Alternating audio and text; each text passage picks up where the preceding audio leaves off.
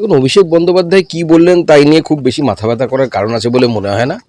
উন্নয়নের পাঁচালী যে বলছেন, এক নম্বর কথা হচ্ছে হিন্দু ধর্মের পাঁচালী, পবিত্র পাঁচালী, মা লক্ষ্মীর পাঁচালী ঘরে ঘরে বৃহস্পতিবার করে পাঠ করা হয়।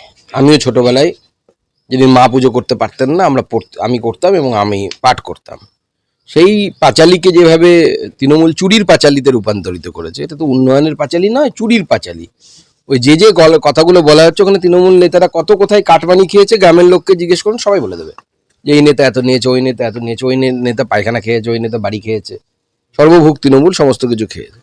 যুদ্ধের সময় ওনারা কোন অর্থে যুদ্ধ বলছেন জানি না, তবে এটা ঠিক, পশ্চিমবঙ্গকে বাঁচানোর যুদ্ধ বিজেপি করছে, তৃণমূল কংগ্রেস নয়। তৃণমূল কংগ্রেসের কাছে তো যুদ্ধের কি আছে? ওরা তো পারলে বর্ডার খুলে দেবে, বাংলাদেশ থেকে ওদের দুলা ভাই, চাচা ভাই, মামা ভাই, মিয়া ভাই আসবে, ভোট হয়ে যাবে।